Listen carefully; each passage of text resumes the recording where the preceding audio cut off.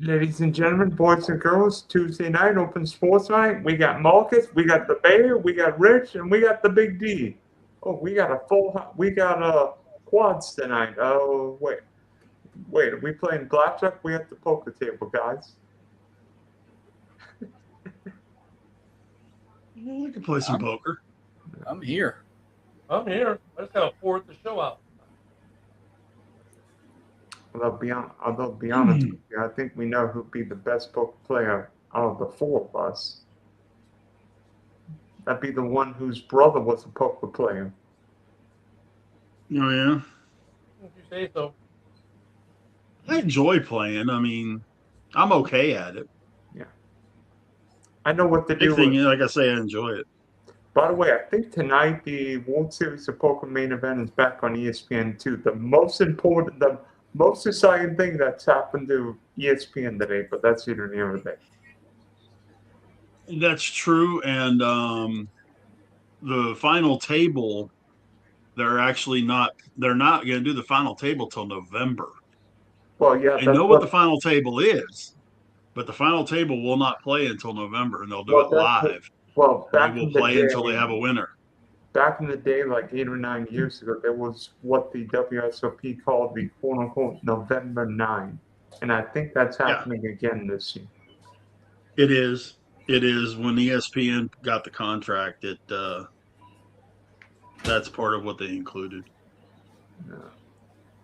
Okay, guys. So, I mean, the World Cup just happened. We all saw Spain beat Argentina 1-0. Enzo Fernandez became the sixth man sent off in the World Cup final. And then after the game, Lionel Paredes was shown a red card. And I don't know. Argentina was distinctive in a lot of ways for how many shots on goal in 120 minutes? This many. Zero. How does that happen in a World Cup? It's called you get outplayed is how it happens, and you don't generate any offense. I hated that matchup. I hated it. Argentina, it's funny because they got some moments in the at the very end of the second half of the overtime period. I'm starting thinking, where was this during the game? Why didn't you make any pushes during the game? It's like they were waiting for a shootout. That's the way I felt. The bad part of it is, if that game was the first game that somebody ever watched, if that was the first soccer game that somebody ever watched, every stereotype came true in that game. Flopping like crazy, no action, no shots on goal, absolutely complete bore snooze fest. And, it's not what it doesn't do justice to what happened all the games leading into it. The semis was brilliant. Or the third place game even was really good. That one I didn't even watch. I never watched the third place game. But you know what you didn't see though, Mitch? I should have watched it. You saw a lot of physicality by Argentina in that game. So all these people, soccer, they don't hit, not physical. Bullshit. Yeah. You saw a lot of that. Argentina was very physical in their approach. It's almost like they were trying to be physically wear them down to create a chance.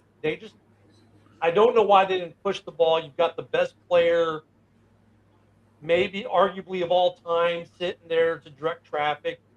Why you're not pushing the ball, why you're not pushing the issue, why you're not pushing into their end, why you're sitting back. I don't know. The whole game felt weird to me. So, how many more weeks till the international leagues kick off? About 4 weeks? Yeah, about that. I know Scottish Premiership is next week. I know that. They always kick off my birthday weekend. But everyone else is usually like mid-August or week 0 of college football is when they're going to start. Well, MLS is already back in action. So Preseason, but... No, they're still in regular season, MLS. I thought it was all friendly matchups until they get to mid-August. No, they're in their season. Remember, MLS does not play on the Euro schedule. Oh, MLS. I'm talking about Premier League. My bad. I'm talking Premier League, Bundesliga, La Liga, all that stuff's about 2 to 4 weeks away, depending on. That's mid-August. MLS. Yeah, MLS is back tomorrow. Yeah, Dynamo play tomorrow against, I think, DC, and then Saturday I'm going to the Austin matchup, going to the Lone Yeah, Star the Texas Whitecaps Derby. and Fire got canceled, which was going to be, Mueller and Lewandowski, getting a reunite. That game got canceled, but because of smoke. yeah, well, damn Canadians, I tell you. But I Yeah. mean, the way the World Cup ended, I mean, look at Argentina to play the first 15 minutes, a man down and not concede. Good on them. But then they concede 1 minute, less than 1 minute into the second half of that overtime. Was like, really? And then all of a sudden they found an offense. I was like, where was this offense the rest of the game? Rich, I agree with you. I think it was a letdown of a final, especially after the semis. I didn't watch a third place game. I've never watched the third place game because, and I agree with the arguments that the Golden Boot, I'm sorry, shouldn't go to Mbappe. I mean, how do you win the Golden Boot when you've already been eliminated? Oh, the goal you scored in the third place game put you over the top. You were eliminated. You know what I'm saying? You were eliminated. No one cares about the third place game except for the two teams playing it, or the people who actually happen to have tickets. Do I get to go to a game? But no one cared. No one ever watched it. That's why a third place game is just kind of like whatever. I But don't know. I don't know if this is true, but did they say a nosebleed for that final was like almost 10 grand, like Super Bowl price? oh yeah, the whole tournament was Super Bowl prices. Are you kidding me? Because it was Messi and shit. Yeah, it was the best in the world.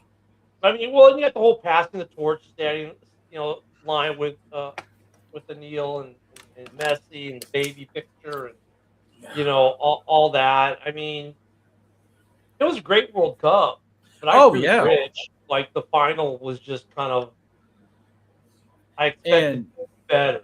They're trying to host it again in 2038, which fingers crossed. Just America or the whole North America? So, well, I don't know, because FIFA has not announced the bidding process yet, but I wrote an article on X about this. So basically, FIFA's model is a region cannot hold it. Like your region holds it. So CONCACAF held it. We can't hold it the next cup or the cup after, but then the third cup after we host, we're eligible. Okay. So if you go by region, the next one is going to be North Africa, Europe, and South America are all hosting. We know South America, even though they're only technically hosting 3 games right now, are counted this because they were not allowed to apply for the 2032 Cup or 2032 Cup, which is in Saudi Arabia. They were excluded. So that means they're being counted as hosting. After the Saudi Arabia World Cup, there's only two regions who are eligible. CONCACAF again, and Oceania. Now, Oceania's biggest country is New Zealand. They don't even have a stadium big enough to hold the NCAA Division II championship game, let alone a World Cup game. So that means CONCACAF is by itself. So I know 2034 it's in Saudi, but 2030 I think it's Europe, but Madrid's hosting the finals. So 2030 is Europe, is UEFA, North Africa, in Africa. Those two, and South America, what's their confederation. Those 3 confederations are the next World Cup. The World Cup after that is Saudi Arabia, which is Asia, which means the following World Cup, the only 2 confederations who are eligible are Oceania and CONCACAF. CONCACAF's going to want it. America will be front and yeah, because the 2 most profitable World Cups in history are both in the United States. I'm shocked the Premier League ain't bidding to host it in like London and all that shit, or even like in Ireland or something, or Wales. But so excuse me, Marcus. England, Wales, Scotland, Ireland, and Northern Ireland will host the 2028 Euros. Well, yeah, but who cares about the Euros? You want the World Cup. I mean, yes, they are getting the Euros. Now, they are putting together a package for whatever the World Cup after in 16 years. They're putting a package because the UK has not hosted a cup since like 1960. Yeah, so I mean, they want a cup. But the problem is, this time around when it came to UEFA, Spain, Portugal, Portugal, and got it for UEFA. Morocco gets it for Africa. Uruguay, Argentina, is it Paraguay, right? Or the 3 for South America for that federation. So yeah, they'll bring the U.S. now. Is it going to be tri-hosted with Germany and Canada again? I don't know. You know what? Someone posted it would be a flex if the U.S. hosted it in 12 years and used all different stadiums than what they used this time. I mean, Like, oh, you thought those stadiums are good? Just think about it. You have a new stadium for the Bears. You have a new stadium for the Browns. You have you have a Highmark you can use this time because I understand why they didn't use Highmark. The Bills didn't even get to open it yet. So yeah, now you can use Highmark. Now you can use Allegiant, who's going. By the way, Allegiant's going to a grass field, so you can use Allegiant. You can use who else is getting? There are a couple other teams. You're gonna have some brand new stadiums that are being built. Well, before I give you my stadium predictions, welcome, Joe. Welcome. It's always nice having you. I feel bad you got to hear the soccer talk right now while we're doing FIFA predictions in the future. First of all, thank you for the warm welcome. Secondly, I could talk soccer all night. I definitely soccer's high on my sports list here. So I'm listening to this, and I was on here a couple of weeks ago. We had an excellent World Cup conversation. So I can never get sick of talking about that. But again, great to see you guys. Well, I can tell you what. Off in the comments. MetLife will be a host again. SoFi will be a host again. Seahawks Stadium will be a host again. Miami will be a host again. Texas will be a host again. Atlanta will be a host again. But if you want to throw new faces in there, they ain't going to put New Orleans in there. They ain't going to want to call it New Orleans Stadium. They ain't going to change that name for a while. You know what? I kind of disagree with that because look at Chicago bowed out of it because they couldn't tax them as much as they want to, blah, blah, blah, blah, blah. But you know what? All these stadiums made huge money off this World Cup. Yeah, we got Jag off in the comments. But I mean, all these cities made so much money off of this World Cup. Like, I'm sorry, NOLA would be stupid to pass it up. So would Chicago. So would Minnesota. If New Orleans hosts a FIFA in the future, you better put France in that bracket, and you better put Norway. I want to see the freaking Dutch get drunk on Bourbon Street. Well, I want to see them throw a boat in the Mississippi They're also River. talking by the time the Cup gets here next time, it could be a field of 64, which makes the math easier. You know, you have instead of the top two plus half of the best third place, it'd all be just top twos again, and then go into straight to elimination rounds like that. But I mean, the bigger argument has come out. I thought Kittle was at the final. Kittle posted on X, "Hey, the grass here at MetLife looks beautiful. Can we keep it NFL?" Like that's been the discussion. All these NFL players that are going to the World Cup are like, keep the natural grass. Well, NRG already tore it out. Gillette already tore it out. Jerry already tore it out. They're already tearing the grass out of these stadiums, which is the stupidest thing in the world because they paid about $4 million to put the grass in. Then they were given all the equipment to maintain the grass. I'll be honest, the grass at MetLife had some brown spots it looked like in it. They weren't really taking care of it as well as they maybe should have. But the NFL players want it, and we've shown that we can do it. So I hope when they build the new Bears Stadium, for example, they look at Bark and say, look, we can grow the grass right under the stadium and just bring it up whenever we want to use it. Oh, we got a concert? Drop the grass below the stadium. Now you got a concrete pad. You can have fans doing concert crap, whatever. Oh, concert's over. Pop the field back up. Put it back in place. The technology's there. Why is the NFL not protecting its investments? I have one more FIFA question related. Then we can go talk about whatever. What is the deal with ISO speed? What's this hate on Messi? Why does he get pissed when this country loses or crying like a bandwagon he is when this country wins? And what did he mean when he say, I'm safe when Spain beat Argentina? What, did the mafia go after him? They had a gunpoint? What is ISO speed's fucking issue? I have no idea, but I have no idea. By the way, my question to you guys, we know Lionel Messi's one of not the greatest footballers ever. Does the World Cup final where his team ended with more red cards than shots on goal dampen what was, if this is it for Messi at the on the game's biggest stage, an incredible World Cup career with 21 goals? Well, first you're making an assumption that he's done, Dylan, and secondly, they had more shots than let me say this. First, they had more shots on goal than red cards. You were wrong there. Secondly, you're making the assumption. No shots on goal, 2 red cards. They had shots on goal in the at the end of that second overtime. I mean, we saw one barely go over the crossbar, another barely miss wide. But nonetheless, you're making the assumption that this is his final World Cup. He'd be 42, 40, something like that, 56. I mean, look, everyone made the assumption last World Cup that, oh, he's going to raise a trophy and right off in the sunset he's done. And lo and behold, he was here. I don't know if he's done. What about Ronaldo? I don't know if he's done either. People are right, like Mulder, yeah, he looks more like he's done. But a couple of these guys, I don't know if Messi's done. Everyone's been saying Messi's done since the last World Cup, yet he still goes out there and he does it, and he's doing it at a high level. He puts in the minutes. The guy maintains himself. He doesn't get injured. Barring a major injury, I don't see what would stop Messi from sticking around for another cup. What do you think, Joe? I'm not so sure he does. But to answer Dylan's question, I don't think this puts any tarnish whatsoever on that.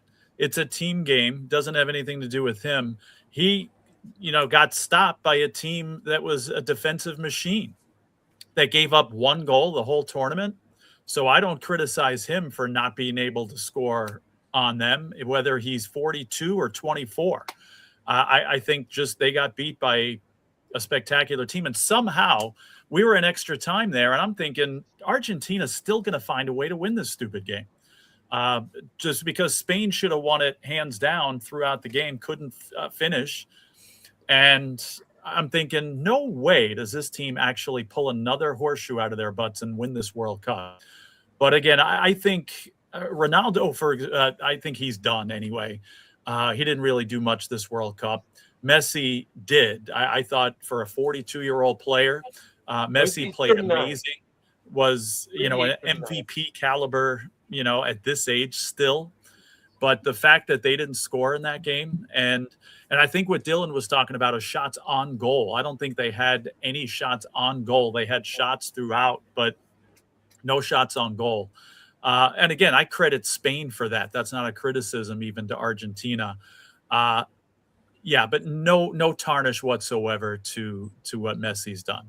Yeah, Joe, Messi's in his 30s. He'll be in his 40s for the next World Cup. Okay. But I mean, he's like 39, right? 38. 39. 38. I think he just turned 39. He'll be 43 next World Cup. Like I said, barring a major injury, he could make another run at it. He keeps playing at this level. He had to learn after the last World Cup how to kind of like maintain his body as it aged, because I don't think he had been doing that. Now he does. He could be back for one more. I agree with Joe. I don't think it tarnishes it. I mean, I think there's some other things that happened in that game, like Enzo's first yellow card was just kind of like, was that really dissent into the terms of a yellow card dissent? I mean, okay, whatever. Now the tackle was definitely a yellow card, but because of the cheesy first one, you get the red card. The Golden Gloves, after that final game, I thought the wrong goalie got it. He set the World Cup final record, and then he doesn't get the Golden Gloves. I'm like, wow. But I mean, you gave up one goal the whole cup. That's why you get it, just for the whole cup, not just the final. But I don't know. I mean, Argentina, I was like with Joe, they're going to find a way. I can't believe they're going to find a way to win this game. And then they came into the second half of the second overtime. And it's like, okay, they have to hold on for 15 minutes, and they are going to win this game. And then came that breakthrough moment for Spain. But it was funny because that breakthrough moment happens, and all of a sudden Argentina formulates an offense. Right. Where was this the whole game? Two shots on goal for Argentina, and Spain at 20. That was freaking wild. Insane. It was a crazy game. I watched what I could of it, and I was just like unfucking believable at the end. And I'm like, if this is the end, at least he ended with a bang. I mean, usually the best don't end with a ring at the very end of their career, but if this is the end, he had a hell of a run. I'll say this, though. You know what's great about the World Cup this year? Because this NFL offseason was nice and quiet, and we had the World Cup to fill it. I mean, we had the Rossini thing, but we didn't have all this. We didn't have all the stupid clickbait we normally get in the NFL offseason, because everyone was just fixated on the World Cup and Haaland and everything else. I love it. It was great. And was even better was seeing NFL players at the game. I enjoyed it, and then you got CONCACAF next year to make it even better. Mm-hmm. Yeah, I just wish. I keep saying I wish it was next year because we're not going to have a Major League Baseball season next year. It would have been great to have this World Cup taking that place. Astros dropped their 2027 schedule, so I'm locked in. We're going to still have a season as long as the Dodgers I hope don't so. I don't know if CONCACAF though. CONCACAF Gold Cup next year, right? I don't know if that's the big draw. I mean, look, if baseball's not going on, then that's great for CONCACAF. I mean, if we can make that tournament good, and I know there's talk about bringing the Euros to U.S., which would be unheard of for UEFA to play their championship in CONCACAF's backyard. But I mean, look at the last World Cup grew the MLS, right? And the MLS has definitely grown by leaps and bounds in the last 32 years. Mm-hmm. Where is this World Cup going to take the MLS and even to an aspect the NWSL, right, which is already outpacing the WNBA? Where does it take professional soccer / football in this country? And you know what? Does it maybe make the MLS now? I mean, Lewandowski just came. Messi is still here. Do we start to see some of this younger talent instead of staying in Europe or young European talent when they hit that window coming to the U.S. now and the MLS becoming a top tier because of the field, the marketing? Like, I could see Halan when his contract's up, like, I want to sign the MLS. I want to go back to Dallas. I want to go play for FC Dallas because I just loved it when I was there for the World Cup. Are we going to see any of that? Like, what's going to be the next shoe that drops for American soccer? And then I guess Pochettino's being offered a contract by the U.S. Great. Where does the national team grow? Does it grow? I mean, this is the growth opportunity. So that's what's next for the U.S. What's next in the growth opportunity? 12 years from now, the 38 Cup, we can't even apply for it yet. They'll probably announce within the next year or two who can. But you know, if the U.S. is available, the president already said he wants to do it. We've made so much money here. Businesses and cities want to do it. FIFA's made the most money they've ever made have been both World Cups that have been in the United States, 32 years apart. I mean, think about it. We had the World Cup 32 years ago, and no one even got close to matching the numbers that we drew in the 90s all the way up until this year. Now, yes, there were more games this year, but this year's almost doubled the last record. So, I mean, there's a draw for FIFA to come back. There's a hunger for the fans to come back. And the best takeaway from this World Cup, besides eating up a dead NFL summer, was all the videos we got to see, like by Freddie from Germany. The guy went to 25 states on his tour over here for the World Cup.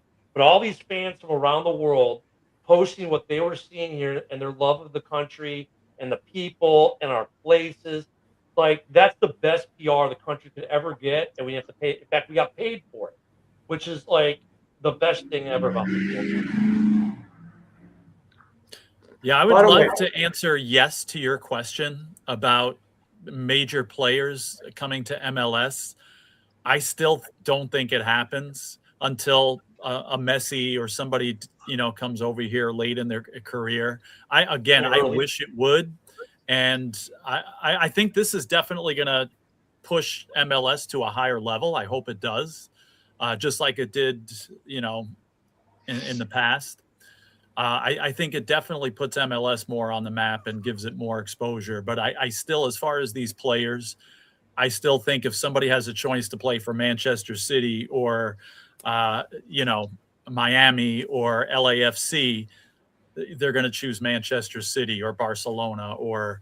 I agree. A lot of that's the money because the MLS is still capped on money, whereas they can get more in Europe. I mean, so that's why these guys come through later in their career because they've made their money. They kind of have the Baker Mayfield take. I've got money. The money's not important. I just want to play.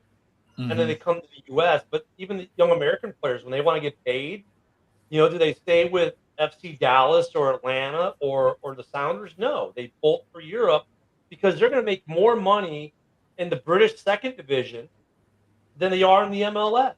Mm-hmm. What I do see, and I think you might see more, is there's some players who succeeded in MLS, took advantage of that and went to Europe, It didn't go too well, and they ended up back in MLS. Almiron is one of them who played for Atlanta United when they won their championship. He went to Newcastle, did okay, but ended up coming back to Atlanta. And we got a kid at Borussia Dortmund right now who is younger than Reina was when he went there, and he's on with the first club. So you got some young American talent that's going over at age 14, 15, 16, joining academies. Mm-hmm. And they're able to do that. So I think we're going to see some more of that. The U.S. system's going to grow. It's weird. It's sad that the World Cup's over. I don't know what to do with my summer now because I was watching every day. But, I mean, the cool thing was, as far as NFL off seasons, what I loved about it is the World Cup just ended Sunday. Guess what? Rookies are reporting to camp already. Some have already gone. Some are this week. Everyone else's camp starts, no later than Monday or Tuesday next week. It was a great fill for football fans. And it was great to see all the NFL players going to the games, supporting the games. I mean, for those who just don't want to watch baseball on TV as much or some of the other stuff, it was a great fill, and it stopped a lot of the stupid NFL clickbait that we get every offseason. Like, we didn't get all the 15-team trade scenario for Max Crosby to go to the Buffalo Bills kind of stuff. You know what I'm saying? Like, we didn't get that because everyone was fixated on the World Cup and what was going on. I hope next year CONCACAF can kind of replicate a little bit of that and keep this momentum going. And I hope, we're still going to get friendlies next summer too. The European League teams are going to come play their preseasons here like they always do. Right now Wrexham is doing their tour, right? Aren't they playing in Miami this week? So I hope they draw crowds, man. I hope they draw crowds. But I'm juiced and ready for the NFL season now that the World Cup is over. I just thought that the final was like Rich, like and Joe, like I said, it's kind of But not every game can be, oh my God, like the semifinals were. I've got a question. With Spain's dominant defense only allowing one goal, that led me to something. What would be what is potentially the best defensive club you've ever seen in Major League Baseball history? It could be a team, an individual, or somewhere in the middle. Best defensive team in Major League Baseball? Best defensive baseball team? Yeah.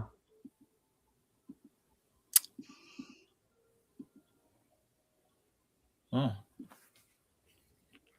I mean, that's a tough question because some of that comes down to pitching, right? Because when you had Maddox in your A-Day, there's your best defense right there. Was Greg Maddox was a one-man defense. I mean, pitching can be the best defense on baseball because you can't get a hit off them. But if you're talking straight, the players behind the pitchers, I mean, there are so many because you can go back to the Ozzie Smith days and some of the Ozzie Smith years and with the Cardinals, they were just ridiculous in the infield and their outfield was south. You can go to the 16 Cubs with Javi Baez and some of the crazy things that those guys were doing infield and outfield for the Cubs. I mean, almost every World Series team, you can say, look at that defense and go, I can't, I think the harder question would be, could you think of a World Series championship team that had a shitty defense, but got through because they had a great pitcher or pitcher or just out hit you? Yeah, I can't answer. Go ahead. Let me throw this out to you, though, guys. The most gold gloves on one team in one season. The 2021 St. Louis Cardinals. Goldschmidt at first, Edman at second, Arenado at third, Bader in center, O'Neill in left. And don't forget, they had a catcher who was pretty damn good named Yadi Molina. Then that would be your winner. I mean, if trophies would dictate, that's your winner. Yeah, I mean, you can go back to Gold Glove performances and standout defensive performances. I'm going back into the 70s now. Greg Nettles with the Yankees when they won in 78. Brooks Robinson in the early 70s with the Orioles, who, by the way, had probably a better pitching staff than the Braves had. So the Orioles come to mind, those late 60s, early 70s Orioles teams. They only won one World Series during that time. But they had the pitching to good 4 20-game winners or something like that. Again, Brooks Robinson, who had an MVP performance in that World Series that they did win. That's what kind of stands out to me. And even the Yankees, again, with Nettles, they had some guy named Guidry that went 25-3 with a microscopic ERA that year. So those performances stand out to me. Of course, they go way back. Sure. And another quick note, I know we kind of somewhat segue. The interesting thing about this World Cup, it was the first time in World Cup history, the top 4 ranked teams were the 4 teams in the semi. It was the first time in World Cup history, I believe, that the number 1 and number 2 teams were in the final. Plus, the first time we had the South American champion and the European champion both facing off in the final. So there were some other cool firsts about the final, about the Cup this year. Can't let those. There's a lot of records that were made this year in the World Cup. But that's an interesting question, Dylan. I mean, team defense is something I think it's overlooked in baseball. It is. You know what? As growing up being a St. Louis Cardinals fan, nothing was better than watching the Cardinals play on that AstroTurf at Old Busch Stadium with Willie McGee, center field, Vince Coleman, Andy Van Slyke, Tommy Herr, Keith Fernandez, Ozzie Smith, Terry Pendleton. I went to many games there because at gate 3.5 of the military ID, you got it for free. You just had to be in uniform. So we'd go in uniform. We'd all have a little bag with us. The second we got in the gate, we changed back in the city. But yeah, that defense, I think team defense gets overlooked because like Ozzie, some of the plays he made out there. You look at 16 though, like Javi Baez, some of the plays that he made that season was just stupid. Team defense, I think, though, the individual defense we think about, team defense is a little bit different, right? You might not have any gold gloves on that defense, but, as far as individuals, but what about as far as the team goes? I mean, they're where they kind of pick each other up. There have been some defense like that, but that's a stat that really you don't hear talked about, I don't think, ever in baseball, team defense. Well, that reminds me of the 99 Mets, one of the greatest defensive infielders in baseball history, of Robin Ventura at third, Ray Adonis at short, Edgardo Alfonso at second, and some guy named John Olerud at first base. Joe, you probably remember that. Got you to within 2 games of a World Series. Yeah, they had a pretty good catcher too, named Piazza. So you're right. I wouldn't have thought of that. I like your Cardinals example though, those early 80s Cardinals. I mean, I didn't think about that, but you're totally right. That's how they won, really. I mean, solid pitching and speed, but defense. So I haven't been following the baseball news much, but you guys mentioned it might not be a season next year. Is that because they're having problems to get another collective bargaining agreement? Yeah. Is that what's going on? Okay. So, but if you're, look at the '84 Cubs. Yeah. Durham, Sandberg, Dunston, and Say. Yeah. And then you run Matthews, Gary Matthews was an extremely underrated defensive player. Mm-hmm. Bobby Dernier, Jody Davis behind the plate. Yep. So yeah, that defense there. There's a whole stack of gold gloves in those guys. And, those guys definitely. And you got pitchers like Rick Sutcliffe that could get a ball too. Like, Keith Moreland. Mm-hmm. And even the pitchers on that team were defensively good if the ball got hit back at them or covering the bases if they had to. That team was something else. I remember the 84 and 89 Cubs kind of, that before the lights, those teams maybe got robbed of a World Series appearance because of MLB's like, well, we got to play these games at night because they're playoffs, so you're now losing your home field advantage. It definitely made a difference in the San Diego series. But there, team defense, though, that's a hard thing. I don't think I've ever. Good question, Dylan. I don't think I've ever really heard that question posed before. Leon Durham botching that ball. I don't care if it was daylight, nighttime, playing in the street, or the middle of December. But it was an away game, Rich, instead of a home game. It should have been a home game. I don't care. He could have been playing at Wrigley, Jack Murphy, Arlington Stadium, Three Rivers. I don't care. He got to catch that ball. But that play maybe doesn't even happen if it's at Wrigley because playing that at your home ballpark, that play might never even happen because it's a home game at Wrigley during the day. No, let me tell you this, Ken, that play only happened because the Cubs are the Cubs. Hey, The way Jamie, that year played out, that should have been the year that they won it instead of in 2016. They had the team to win it that year. Yeah. I think 84 and 89, even 03. 03 was a great team. 03 was their year. By the way, wasn't that the year that Ray Kroc, who owned the Padres, died in January of '84? Yeah. Yes, they wore the RAK on their sleeves. Mm-hmm.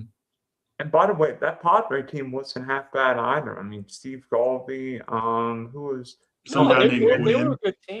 Tony Gwynn, Ray Nettles, Kevin McReynolds, Terry Kennedy. But 89, they should have Some beat the guy named Giants. Bruce Gostrich closing. Not bad. They should have beat the Giants in 89, but they don't. Now you get the earthquake game because of it. The Cubs have had. Yeah, that's all I can say. Yeah, they had. Hey, Jamie, I tell you what this World Cup has done, though, for me. You were talking about. I'm going to just backtrack a little bit, and then I'll kind of let you move forward. Is you were talking about how it was a nice bridge to football season. Well, usually with me, I love baseball up until about the end of July, and then I've had enough of it. And you got that, that month skid until you get to college football and then the NFL and stuff like that. Whereas now I have a renewed interest in baseball because I haven't watched it in a month. I've been watching soccer every day, and I feel like, oh, cool. We got a new baseball season going on here. So I'm going to be much more interested in baseball much longer, and then wake up one morning and it's going to be football season. 50 days till the kickoff. 50 days till kickoff. Yep.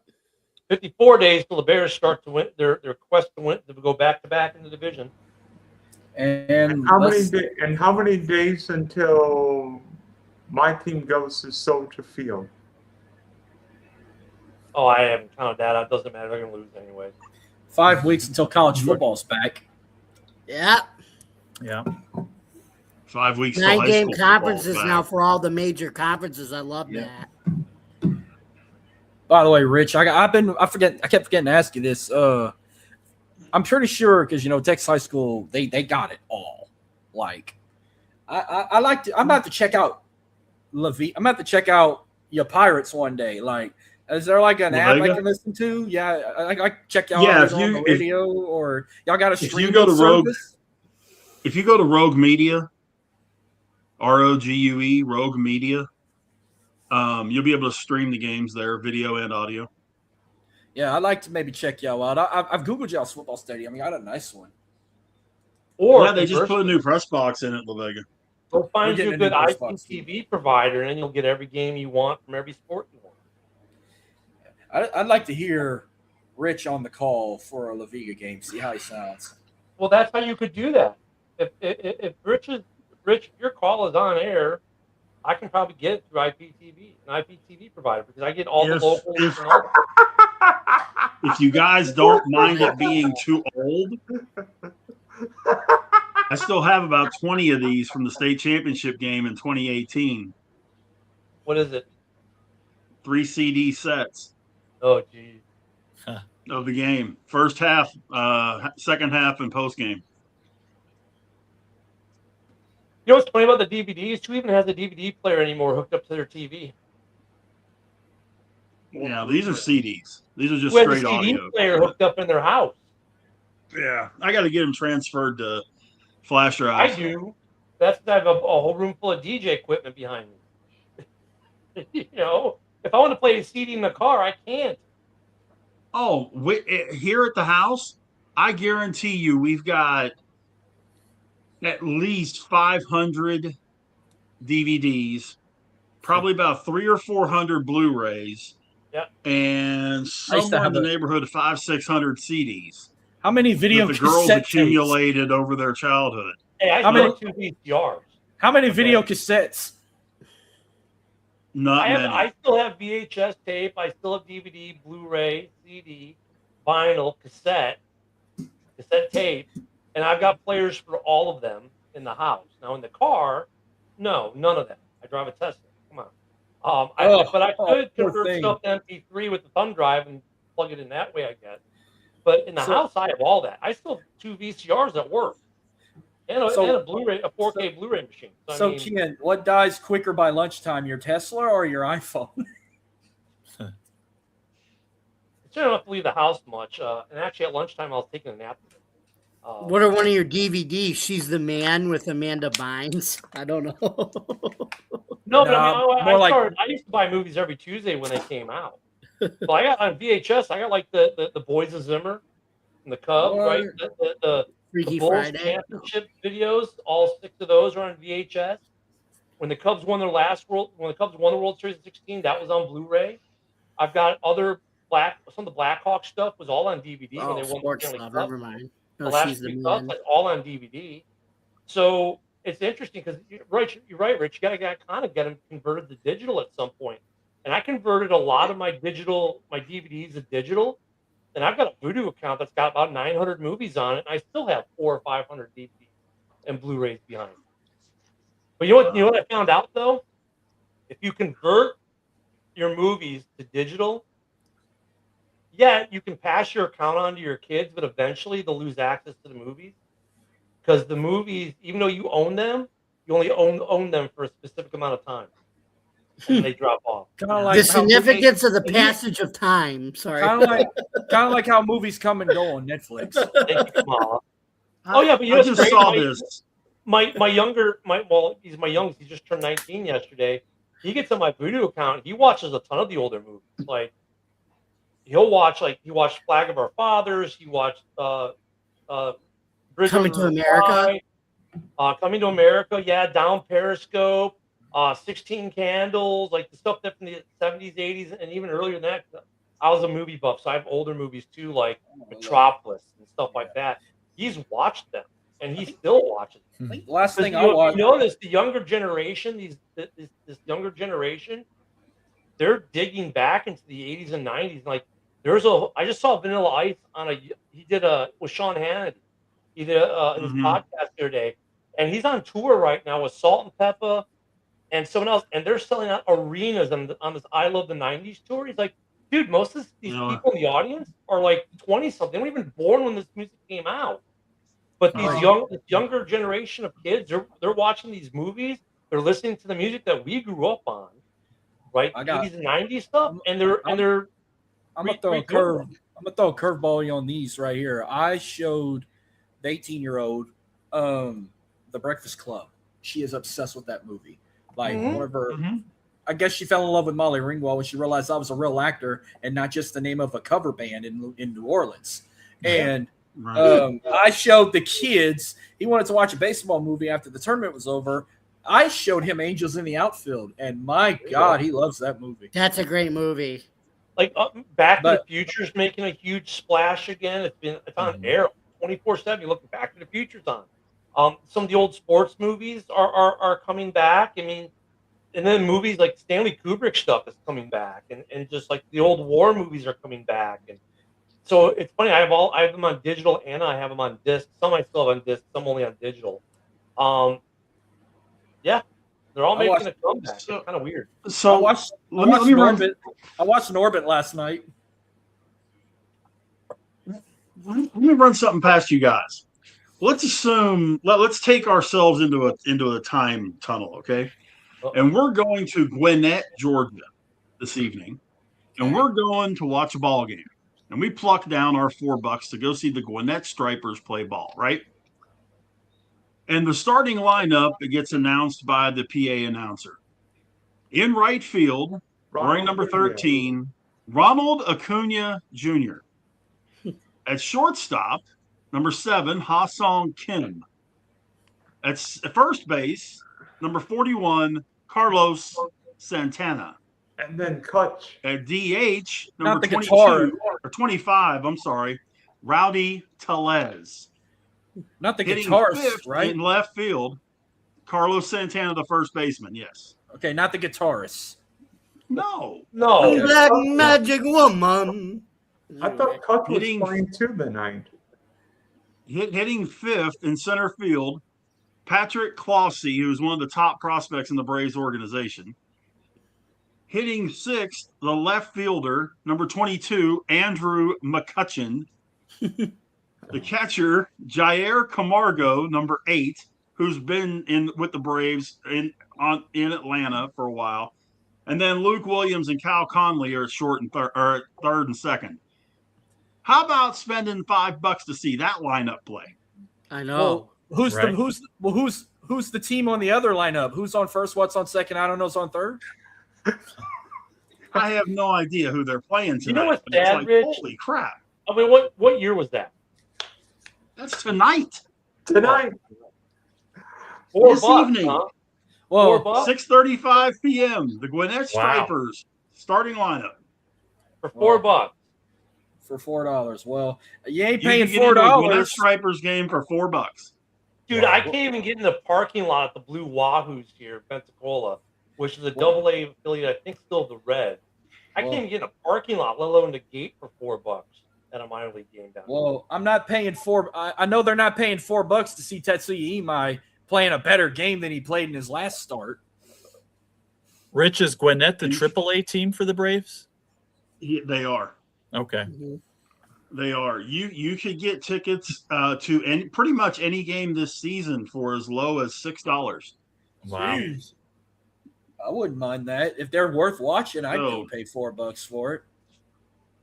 It's just weird the way that lineup, because Acuna is obviously on a rehab assignment.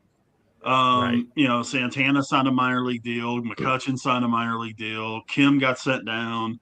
But it's like, damn, look, that's too. Here's how far is this town from Atlanta? Gwinnett's about an hour. Yeah, hour, somewhere. Well, if we're all at the game and Gwinnett wins that matchup, we go into Magic City to celebrate. What's it called? The Gold Club or something like that? No, it's called Magic City, USA.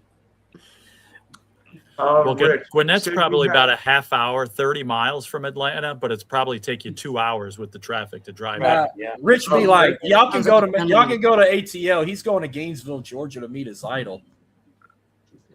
Hey, he's not my idol, but he is my favorite current wrestler until he retires. You're a hero. Yes. You're a hero. Okay, then you're a hero. By the way, Rich, you said you had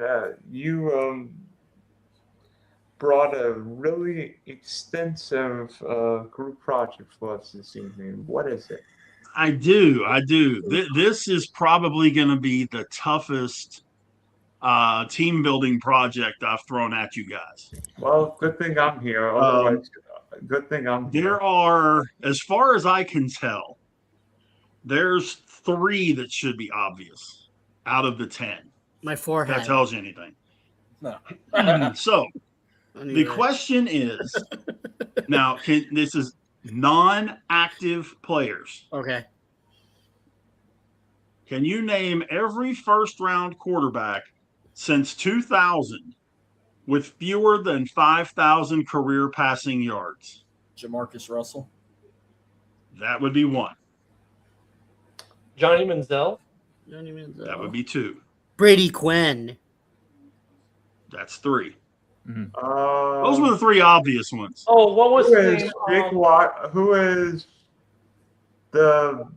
Who is Jake Locker? Yep. Jake Locker is correct by 73 yards. Blaine Gabbert. No. Josh Blaine Gabbert's Rosen. a no. I don't remember. Rosen. Josh Rosen, he is on the list. Yes. Josh Rosen. I think I'm the best quarterback here. Anyway, I don't know if he was a first or second round pick, but Matt Flynn. Second round. Matt Flynn. Third round pick. He was a backup, but shit. Giovanni Carmazzi never even played in a regular season game. Who is Kyle Bola? Kyle Bola. Ravens, 2005. No. Nope. JP Lossman. No. Trent Edwards, no. Who was? You guys actually have 5. You just have 5 left. Troy Smith. No, I don't. No, Troy Smith wasn't. I don't know if Smith was drafted the year after he won the Heisman because he was so small. I can't. What remember about his the name. guy? Who's the guy that I'm looking this guy up. won the championship for Texas? Vince Young. Vince Young. No. Vince Young had over 10,000 actually. He did. Okay. Yeah. We already said Jamarcus Russell. What about? Yeah, we've already said Johnny Manziel. We've said Johnny Manziel, Josh Rosen, Jamarcus Russell, Jake Locker, and Brady Quinn. What about? No, unless he wasn't draft. Well, I don't know. He might. I don't even think he was a first round pick. I was about to throw Steven Garcia from South Carolina. Oh, No. You know what? Steven Not a first Garcia beat number one Not a first Alabama in rounder. 2010. Ryan Lee. 98. No. Yeah, I was thinking him too, but that's too early. That's Now really- Rattler was not a first round pick, was he? No, Okay. But he has over 5,000 yards. What about And Case he Keenum? does. Case Keenum. no. Case Keenum? Oh, he's got way more. Yeah, Yeah, he was. Yeah, Tim I Tebow. think he's got. Tim Was- Tebow is on the list. That's Oh, a good that was one, man. obvious. 2,422. I didn't think Wow. of That Tim was Tebow. obvious. I've got wait, shoot, the guy I was thinking of is on a roster, but that's Mark Sanchez. no, he's got way more than No, he got way more. Yeah, he's definitely getting more passes now that he's in jail. What about Todd Boakman? No. Or wasn't he a first round pick? Not No. first round pick. Who is Uh, Brandon Whedon? What about Sam Bradford? Sam Bradford? No. No? What'd you say, Dylan? Who is Brandon Whedon? Oklahoma State No. 2012. Brandon Whedon. I saw Whedon him took play. the Browns to the playoffs. I saw him play the Raging Cajuns in college in Brandon 2010. Whedon. Yeah, he 29-year-old had way rookie. over. You have Rex, four is left. Rex Grossman on that list? I'm sorry? Rex Grossman had more yards. Never mind.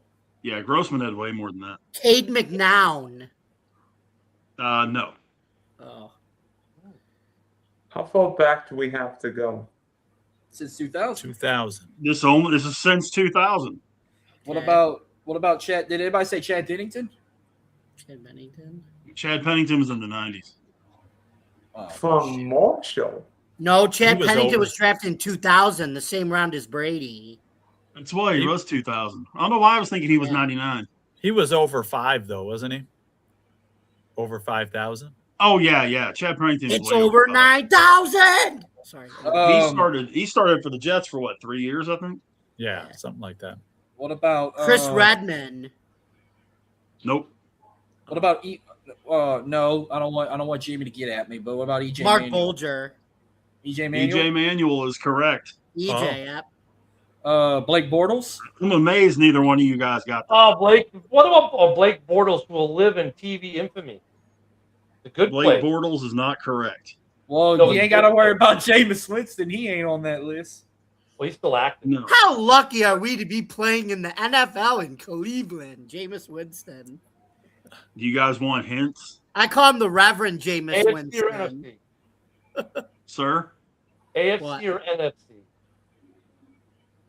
Okay, one of these guys. Okay, I have one. Oh, I- I think I I have know. one. I think I I have know. one. The guy from Memphis, the quarterback from Memphis. I can't. Paxton Lynch. Paxton Lynch. Yep.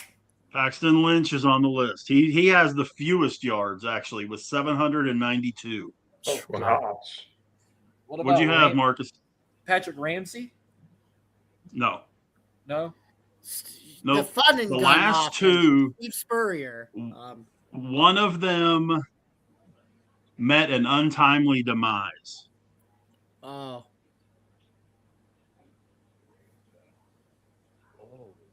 Oh, so he kicked the bucket. Oh. No.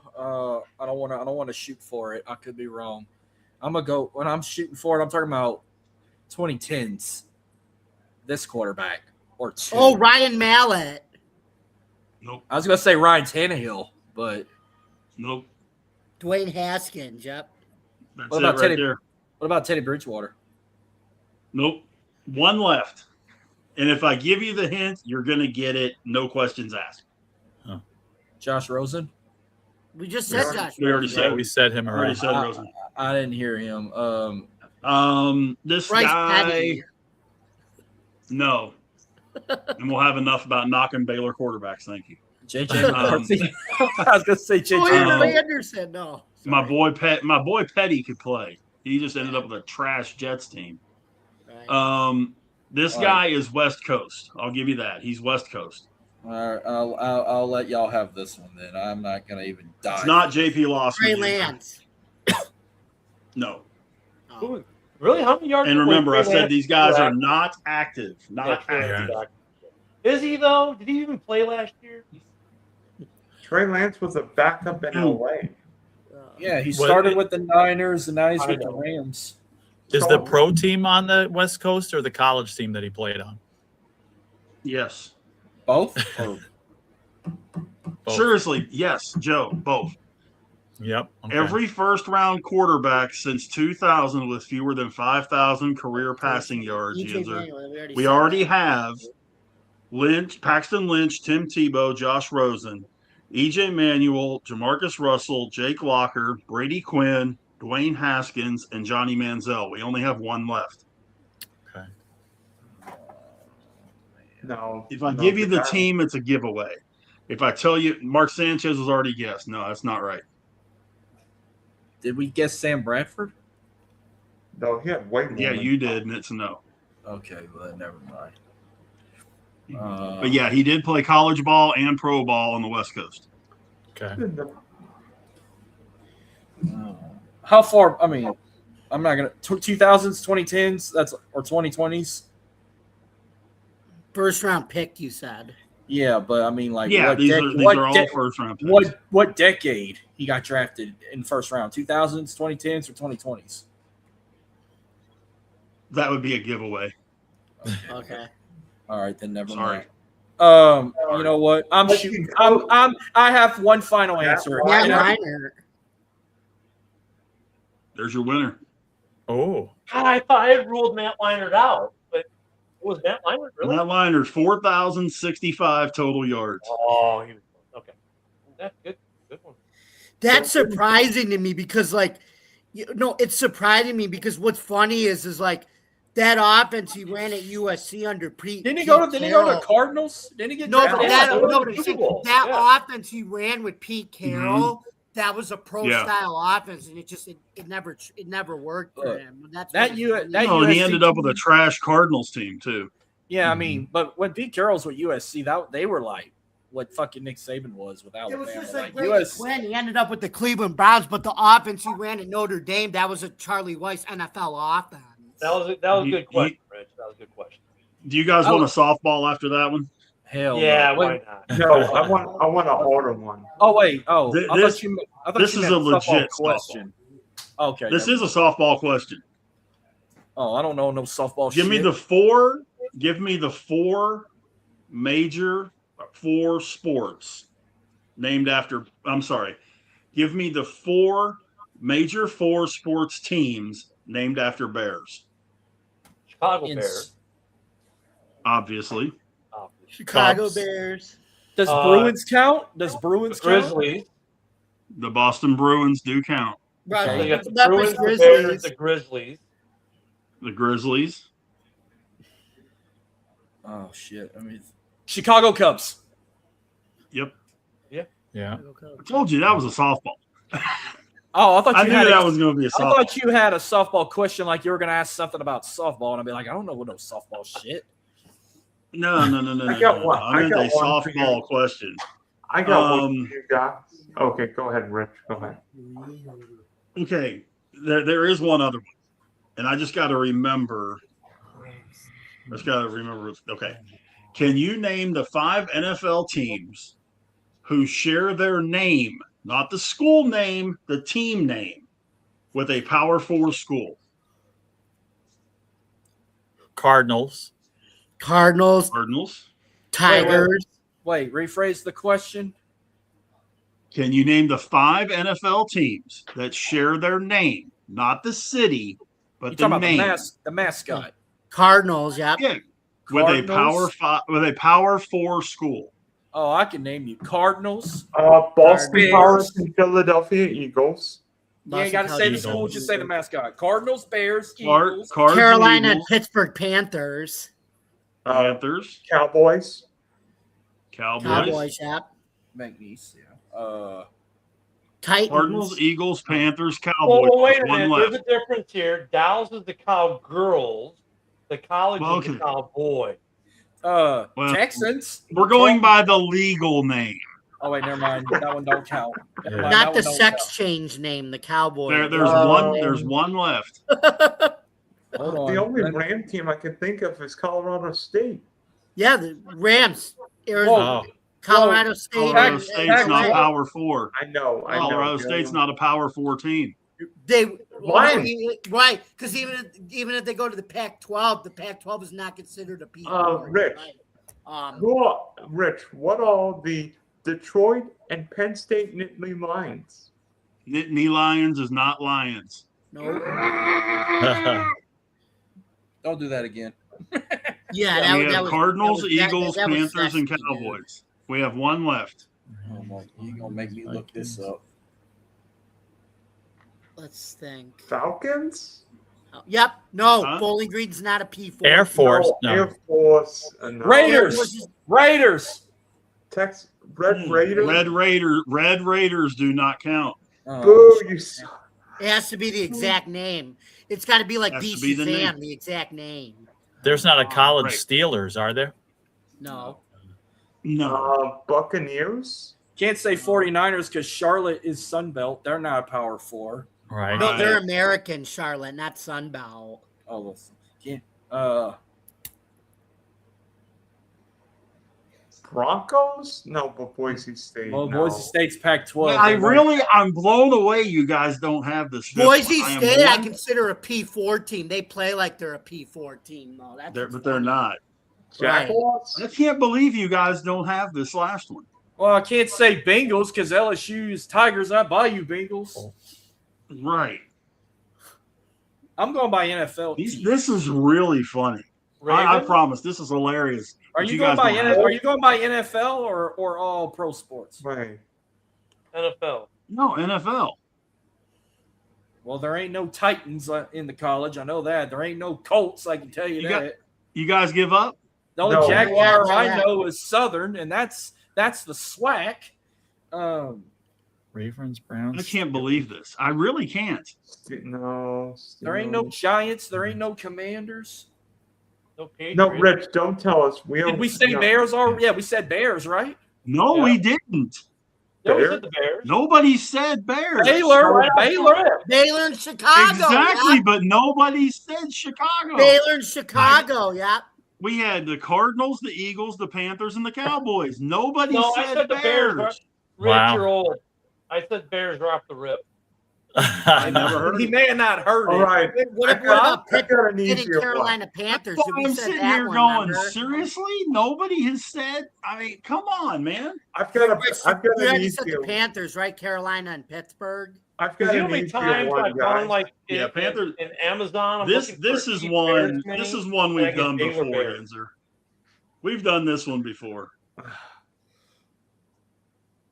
Yeah, we already done that. Yeah, you jack off. We don't need to do this one. Yeah. Yeah, we've Yeah, done this I'll- one actually a couple of times before, I think. But appreciate I got you one. sending that in, though. What you got, Dylan?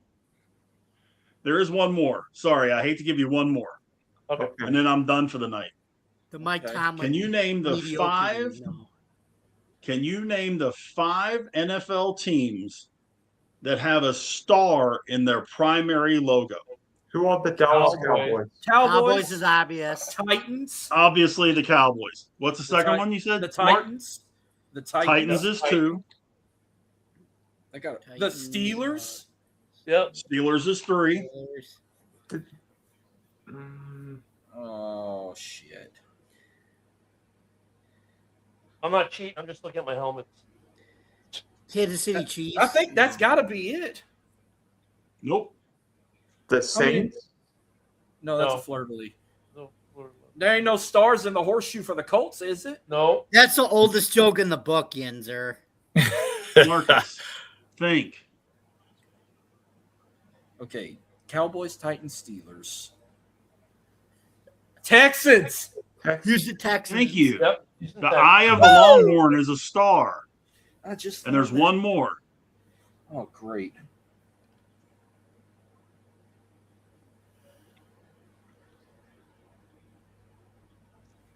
The Raiders? Patriots. Patriots. Oh, He has the star on his hat. I'm looking Okay. at my All timeout. right, I've got a game that we don't have to guess who's got stalls or S's. Last night we did alumni in baseball. Tonight we're gonna do alumni for your favorite NFL team. Who wants to go first? What do you mean? Like, who's your favorite player for your favorite NFL? No. I'm gonna guess the player. I'm gonna tell a player, and you guess where he went to college. Oh, that's easy. That's better than what I was going to throw in. It's easy, Marcus. So then why don't you? So then you want Saints or you know what? Texans be too easy. I'm gonna give you Saints. Let me think. He's gonna go find a player on the bench that I don't I mean, like, here's know. the thing. No, I I'm gonna. don't care what college they went. I am not gonna surprise. I'm gonna name at least known players. Darren Sproles. Kansas State. No, I mean Marcus has got to answer these, not you guys. Unless he gets it wrong, then you guys Once we get can to the answer. NFL, I really don't give a My shit. wife's what college favorite they went. player. What do you want? I know one of mine. It's a good piece of information to have. Yeah, but I'm like, do I really care that Urlacher went to New Mexico? New Mexico. No, I don't care. Okay, for all of us Cowboy fans, I got to show you guys this. Uh-oh. That's funny. Oh no! Oh no! Oh, God. I got it. Here, I got it. Wow. I got an easier. This one might be a little easier. Okay, Wow. that's funny. Oh, But Rich, that was the best team I've seen all day. let's see if y'all can answer all these. This one might be easy or whatnot, but not as an alternate. I'm just going to say that not as an alternate. There's 8 NFL teams. I just counted. There's 8 NFL teams that has the color black as one of their main team colors. Can you name all 8 of those teams? Who are Raiders. the Las Vegas Raiders? Raiders, Raiders, Steelers, 2, Saints, Saints, yeah. 3, Saints, yeah. Carolina. Panthers, Carolina. 4. All right, you're halfway through. Did we say the Cardinals. Atlanta Falcons? Ravens. Ravens 5, and Dylan said Falcons 6. All right, you got 2 more. 2 more, and I'm shocked I didn't hear one from one of y'all that just answered.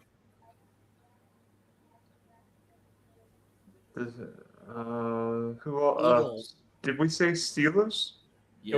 Oh yeah. Okay, thank you. All right. I'll give you 2 hints. One's in the south, the other's in the north. Jacksonville. Jags is one And the more. Bengals. Wait a minute. Do we say Bears? No, are Bears black. don't have black. In the north. They're navy blue. Cincinnati Bengals. Bengals, that's it. Y'all got Bengals. them all right. Yeah, Eagles. they got black in their main as one of their main colors. Yep. Joe, don't feel bad. I knew someone would say the Bears but it's a dark royal navy blue is what it is. All right. Black, Yeah. and blue. I know Salsa Jacksonville's blue. main I'm like color is colorblind teal, when it comes to but- black and blue. I know Jacksonville's main color is teal, but black's like their second main color. All right. Ken, I'm going to give you 5 players. You tell me where these guys went to college. And if you get them wrong, then anybody else can get in. I don't care, but go ahead. Oh, let me have Willie this. Golan. What now? Willie Golan. Who? Willie Galt. Oh, Willie Gee. Galt. Gold. Oh, God, I don't remember. Willie Galt. Oh, Lord. U.S. track and field. Yep. Yeah. Anybody else? I thought it was Tennessee. Tennessee. Yep. First round pick for the Bears in '83. Yep. Jim McMahon. Stanford. Oh, he went to. I know. BYU. No, Yeah, BYU. Brigham Young. Yep, Brigham Young. Yep. Dan Smith, BYU. No, you would probably get that. Here, I got this one for Ken. Lance Briggs. Georgia? Alabama, no. Was it Alabama? No. No, I don't think it's either one of them. Let me think about this. No. Damn it. Oh shit. It's a Southern fucking. It's a Big 12 Southern school. Mississippi. No, Arizona. It's Arizona. Not. I was about to say Oh, Arizona State. Wildcat. Arizona. He's a wildcat. Arizona. Mhm. Ken, this one's for you. He's a bear. The fridge. Oh, I got that one. I know What is that it? one. What, NC State. No. Nope. Like Clemson. conference for Clemson. wrong school. you know, I thought I was going to hear like Gary Fensick or something like that from you guys. But okay. Those Ivy League. Oh, kids. wait till the next one I give you. What? I got one for Well, go ahead, Dylan. Give it. Clemson. who? What? Who? Clemson. First round You pick said for the Clemson. Bears in '85, and Ditka did not won the fridge. Okay, so who's the next guy? We already said Clemson. Gale Sayers. Oh God, I don't even know what college he went to. Way before my time. That's, Was he Penn State? No. That's just too easy, man. Gil Sayers. Rock Talk Jayhawk. Kansas. Comment? Oh. What's your next one? Dylan, Tony Baselli. Where'd he go to? University of Southern California. Oh. All right. Jamie, Bruce Smith. Virginia Tech. Uh-huh. Rich, Terry Bradshaw. Louisiana Tech. Yeah, even though they suck. Do you know who his backup was? Thompson calls him now Mike Terry. I mean, here's something you guys got to understand about most Bears fans that grew up in the Chicago metropolitan area. We don't follow college football in Chicago. I mean, we've got Northwestern. They suck. Unless they go to a Rose Bowl, no one cares. Y'all got the Fighting Illini. Northwestern's got that new stadium now. Maybe once in a blue moon, the Fighting Illini get into a Final Four for basketball. And Notre Dame is there. But once again, it's the city of Chicago. People watch the Bears, the Blackhawks, the Cubs. You know, they don't watch college football that much in the city of Chicago. So growing up, there was no, we're watching college football. It was all about the Bears. You'd think they'd have a lot of Ohio State or Notre Dame fans, at least in Chicago. Notre Dame would be the predominant, but once again, that's because of proximity. But no one really cares enough to watch because we have the Bears. So it's one of those things where, like, growing up, we didn't watch much college football, if any at all. If you happen to know a player was from a certain college, it's because it was mentioned a few times. You heard on a broadcast or something like that. But by and large, you just don't care. They're just a Bear. I think every big city is like that because growing up near New York City, nobody followed college football there either. Well, you know, But in Dallas we did. I didn't know. In Dallas we did. But Joe, if Rutgers did something, they would pay a ton of attention for about the nanosecond, and then once that nanosecond was over, back to whatever they were doing. It was the same thing with Northwestern. Oh, they're in the Rose Bowl. Cool. Right. And everyone watched Northwestern lose in the Rose Bowl, and then, okay, that's it for college. We don't care anymore. I didn't get to give Joe. I don't know if Joe likes the Jets or the Giants or whatever, so I'll give him one of each. I gave everybody a player from their team. Oh, you're a Buffalo guy? Okay. Well, I go ahead. I grew up a Jets-Giants fan. Okay, Joe Namath. Alabama? Tiki Barber. Oh, crap. I got that one. I got that one, too. Or Michael Strahan. Take your pick. I don't know either of them. Tiki Barber. Did he go? He didn't go to Stanford, did he? No. Rich, Barber went to UVA. Yeah, Barber went to UVA. Okay. Michael Strahan went to Texas Southern. Yep. Okay. Yeah, didn't know. I got one. And the And only he's in the reason, Texas Sports Hall of Fame, by the way. and look, the only reason Bulls fans know Michael Jordan went to North Carolina is because they heard it every time they called his name in the starting lineup. Otherwise, no one would care. In Chicago, Jetman logo. Okay, outside of Michael Jordan, can y'all at least name me another legendary Tar Heel that was a good enough in the NBA? Vince Like- Carter. Sam James Perkins. Worthy. Yep, y'all damn Worthy, Y'all yeah. beat y'all homework. Why? Worthy. Because they're linked to Michael Jordan. Kenny Smith. Kenny Smith. Right? Yep. Eric Montross. Tyler Hansbrough. Oh, so it begins. That's the one I was thinking of. Yeah. Brad We have a Doherty. tropical storm coming through. It just started raining. Yay. Oh, Jamie, Sean I've got May. one for you. Can't forget Where- Sam Perkins. You can't forget Terrence Brown. I had Sam Perkins. That was the first one I said. Antoine Jameson. Grant Hill Antoine there. Jameson, yeah. The Yinzer. Did anybody Yeah. say Jack Cobb? No. Grant Hill was Duke. Grant Hill was Yep. Duke. It Boom. was Yeah, I'm Christian not sure. Christian Laettner Laettner was Duke. Duke. Duke. Well, he's a jag-off. That's why he's naming Duke players for North Carolina. I'm like, at this rate, you're going to say Terry Gannon next. By the way, Jamie, where did Andre Reed go to college? Who? Kutztown State, Division Nice. 2. Yep. I did know that.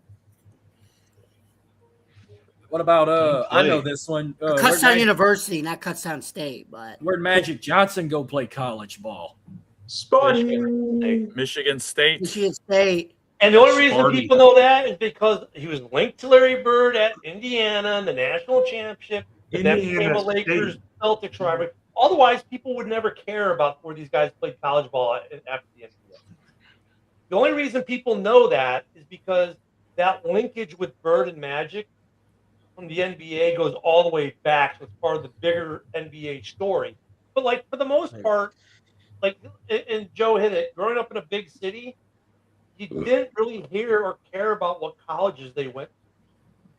You just cared if they were a Celtic or a Bull or a Bear or a Giant. The fact that they went to Mississippi, you could care less. He's wearing your team's uniform right now. Who cares about that? Yeah, and see, that's I know it's a hard mindset for you SEC people and Southern folk to understand, but us yeah. Northern folk who grew up in bigger cities have cared less about college. Yeah, I still watched it. I still followed it. You know, I had teams. I was a Michigan fan, even though I was from New York. That was the team I watched and liked. You know, now I just watch it mainly for betting purposes. But like, I watched it. I was interested. I watched college basketball too. And Yeah, I'm we much watched more March interested in Madness. college basketball than I am college football now. I think March Madness was watched a little bit. That was the time the NBA season was like, okay, you're in the doldrums of the NBA season. We'll watch March Madness and watch the Fab Five or something like that. There was always, but for football, it was like unless like Notre Dame or Northwestern made a bowl game, no one in Chicago could finish that. All right, I'm gonna start this one off. Yes. Name if you know some great duos. Name one of the bad boys. I'll start first. Joe DeMoss from McNeese, baby. Rodman, Dunelhurst. Rodman. Isaiah Lambeer, Thomas. Isaiah Thomas. Yeah. John Sally. Yeah. Edmund. We pronounce it DeMoss in Louisiana. I know they all say Dumars, but we say DeMoss.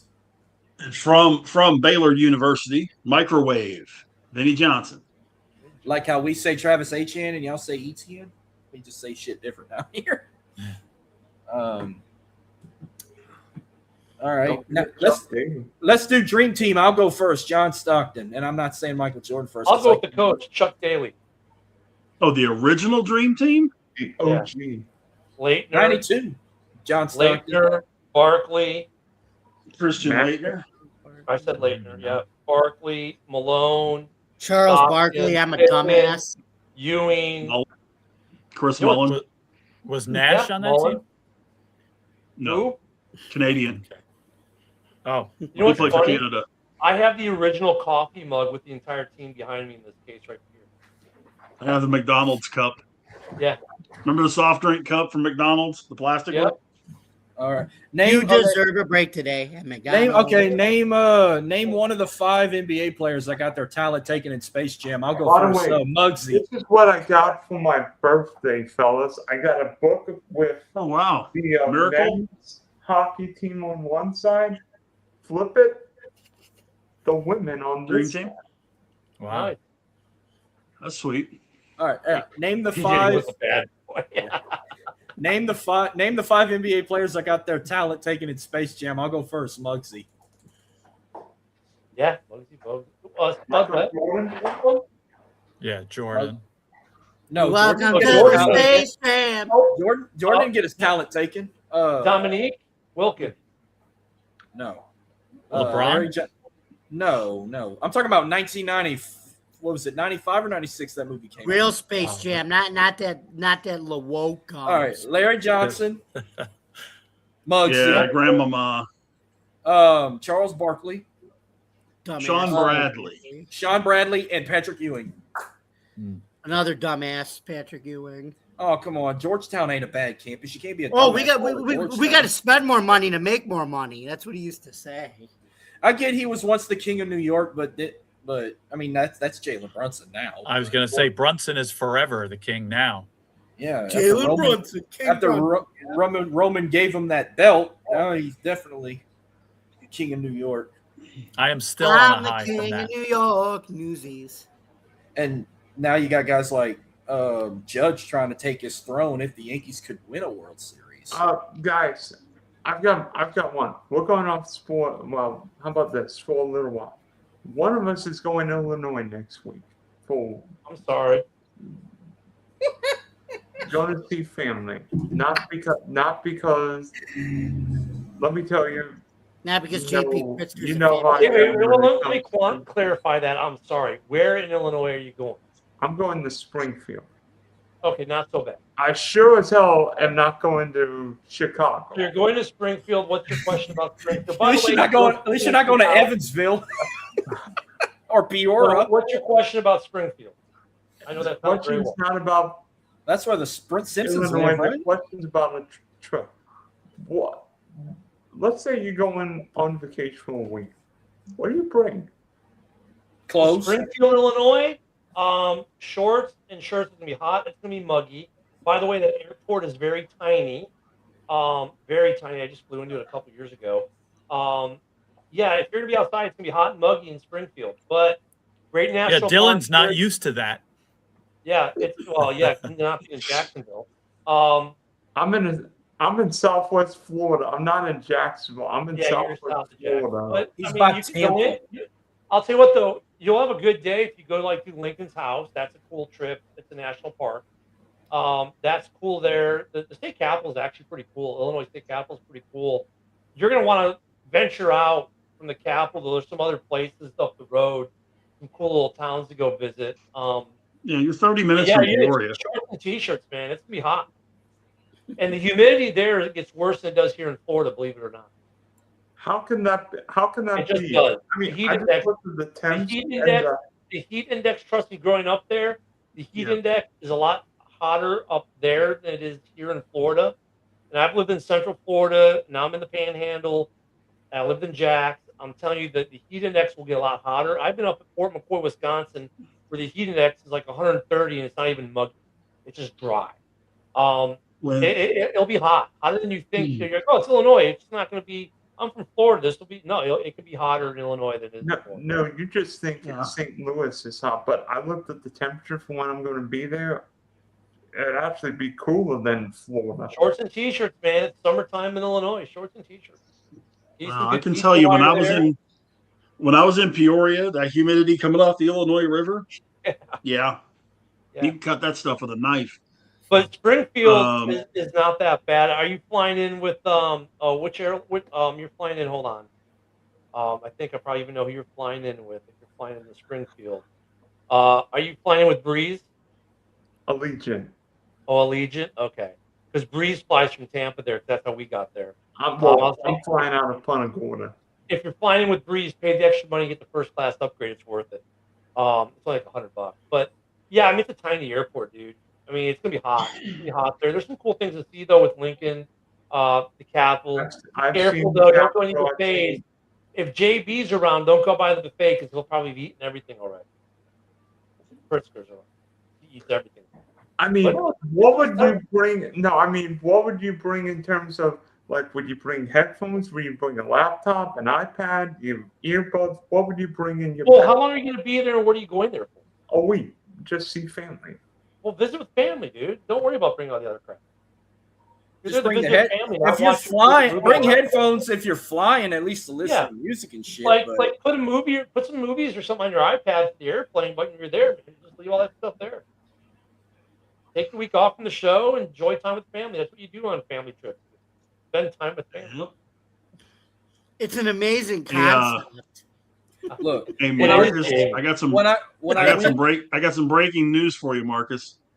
Oh shit! After defeating Naraku for the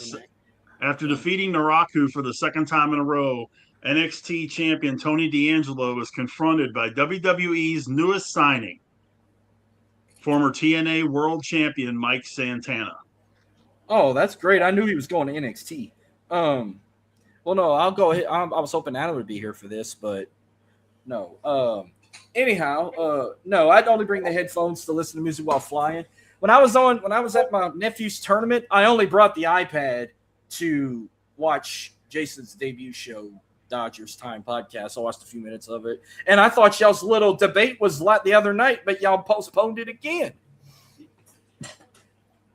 Well, our trivia thing got postponed mainly because Adam ended up working till I think it was close to 10 with the load they gave him that day, knowing he had a doctor's appointment.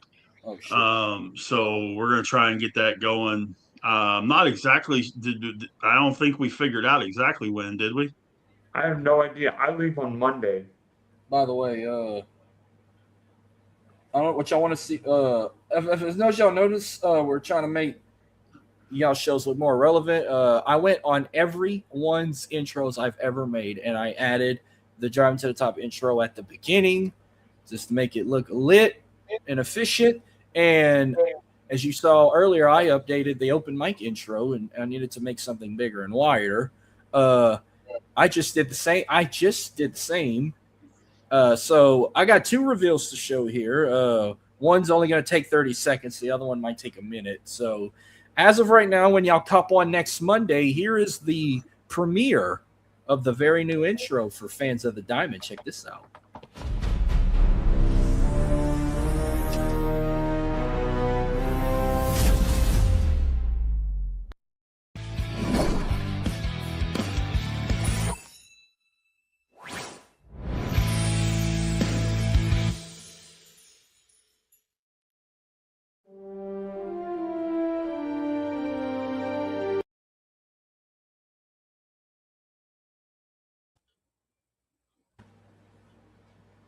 Very cool. Good. Now y'all won't have to see y'all's reactions on the side anymore. And I was hoping Adam would be here for this for y'all, but I took the audacity to make a Steel City Sports intro for you and Adam. Oh, okay. So here's the premiere of that.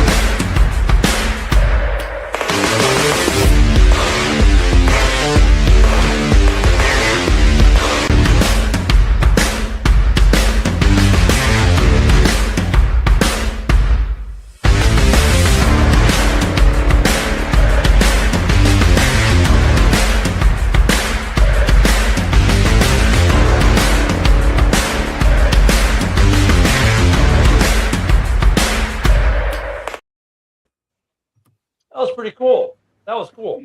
Really I gave it an Obafemi vibe. It's like I was just the wrong guy where you just be more accurate. You put the wrong number 8 on there. That's all. Oh, come on! Isn't that video to be more accurate? That was good. Come on, you didn't want Aaron Rodgers still on y'all team. He ain't gonna be on QB1. You ever notice how when he wears his helmet, he's like Marvin the Martian with that big ass helmet head? I hope he's not. I hope Howard takes that spot from him. By the way, could we please have a moment of silence for the manhood of Mr. Joshua Kuroda Grauer? Oh, shit. I just read it. Fouled himself off right in the meat and 2 veg. Yeah, had to have surgery.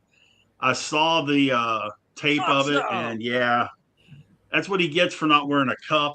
Mm-hmm. For all you kids out there, No matter where you're playing, wear a cup. Broke my biscuits, man. Gridiron game. Hey, by the way, the Mandalorian has yet to sign, and same with Ty Simpson. 6 rookies yet to sign their deal. On the morning show, we're doing the Mandalorian watch because Joe, one of the guys on the show, he's a big Raiders fan. I don't get it. We've been talking about this a lot, but I don't get with the first round guys specifically. Or actually, all these guys. They're not. It's not a money thing, right? Because the money's locked in for these draft picks. Where you're in the first round or the last man pick, the money's locked in. I don't understand, like with Fernando Mendoza, like you're guaranteed $50 million over the next 4 years. Who cares what the pay schedule looks like? As long as you're not doing hookers and blow and violating the NFL player, conduct policy, you're going to get all $50 million. Who cares how the pay schedule is? And same thing for Ty Simpson. I don't get why these guys are not signed. I mean, the only thing I can think of is, what's his name for Arizona?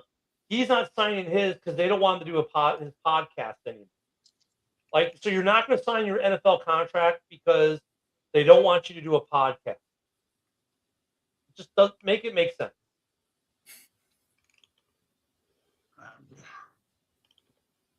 I can't. I just watched this debut, so you think he'll be the one to take it off of Tony D? Or not yet? Do what?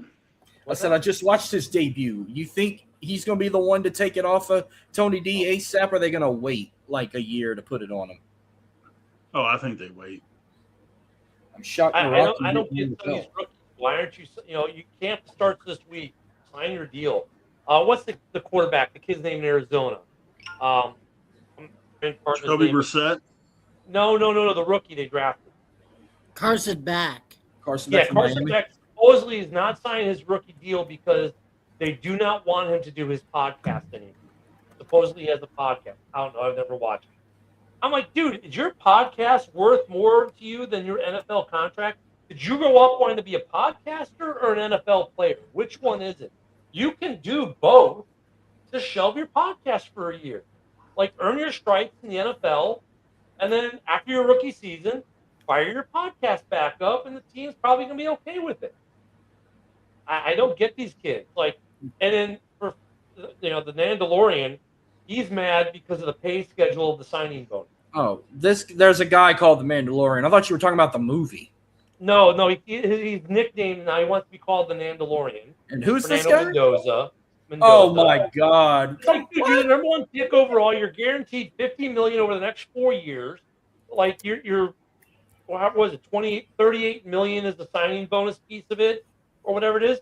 Who cares if you get it over 4 years, 2 years, or who cares? Your tax bracket's not going to change in any of those years because of it.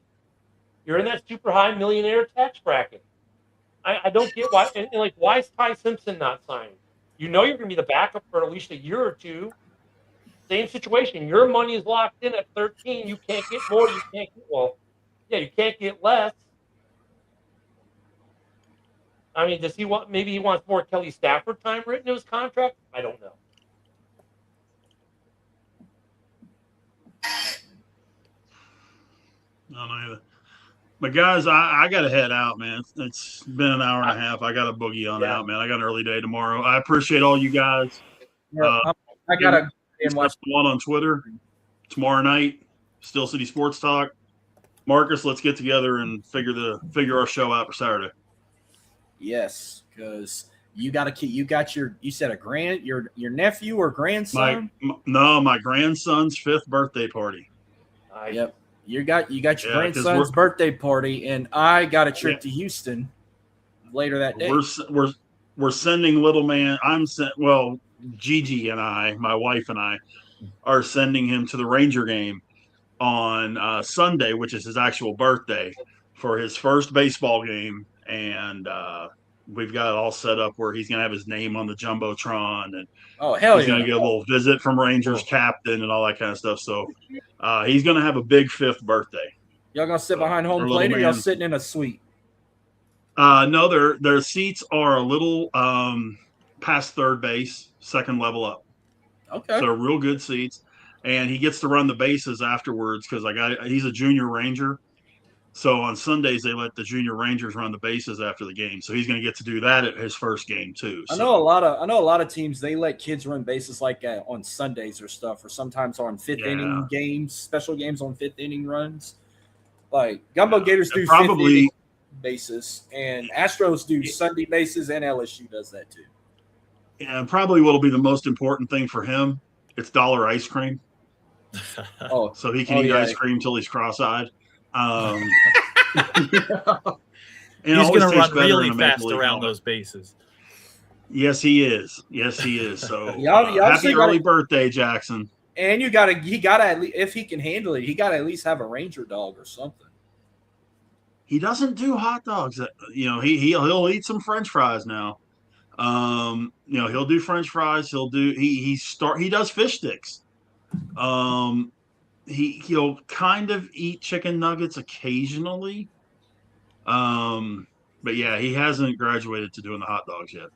Look, I always tell people, you want to be a real American, or especially be a baseball guy, you got to have a hot dog at a baseball game, and you got to eat apple pie. Well, Rich, my grandbaby here, he turns 3 in October. He loves hot dogs. We went to a Brazilian steakhouse for my 19-year-old's 19th birthday yesterday. Birthday. He was chowing down steak at the steakhouse. He's 2. Oh, wow. Doesn't turn 3 till October. He loves the Brazilian steakhouse. This is his favorite place we go to. So he eats steak, hot dogs, hamburgers, loves the nuggies, loves the fries. However, he's not into the fish sticks yet. When he's been at fish sticks, I'm like, you know what? He hasn't really done those yet. His favorite stuff, he loves mac and cheese. Oh, yeah. He loves grilled cheese sandwich. Any kid loves macaroni. Anything fries. with cheese, kids are obsessed with that. Yeah. So pizza, mac and cheese. And PB&J. He likes PB&J too. He's not a big PB&J kid. But yeah. But anyways, guys, I appreciate y'all. I'll talk to y'all later on. Yep, have a good one, Rich. And if I don't see you before, we'll talk next Tuesday. Yeah, I got a Dark Side of the Ring to watch. Monday I'm going to head out too.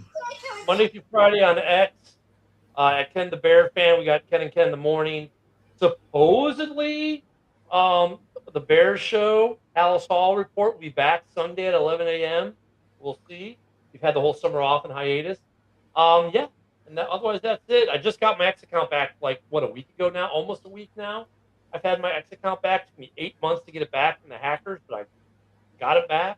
So we're back on the main X. And also, interesting thing, Bears Twitter got deleted on Saturday by the owner of Bears Twitter. Well, so there was nowhere for Bears fans. Well, now you got Bears X. On my profile page is a link to it. I had an old community. You can't start new communities on X. Converted an older one. So now, instead of Bears Twitter, hop on over to Bears X. If you're a Bears fan, that's where we're at. And I'll see you guys next week as well. I got to run as well. Good seeing you. All right, I'm on X at DirtySouthNT_. Facebook, Instagram, YouTube. This week on The Go, I'm previewing the Raging Cajuns for my football preview tour. I'm going to be talking the return of MLS, and Houston Dynamo got 2 matchups this week. They got DC tomorrow. They got Austin Saturday for the Texas Derby, and I'll be there Saturday for that matchup. We're going to talk Spain. I'm going to talk Spain winning the World Cup. Talk some Astros baseball because they are on the verge of winning a series at the start of the second half with the Marlins. They won yesterday, and they are 3 outs away, beating the Marlins again. Josh Hader's on the mound. Tetsuya Imai started today, and he had a hell of a game.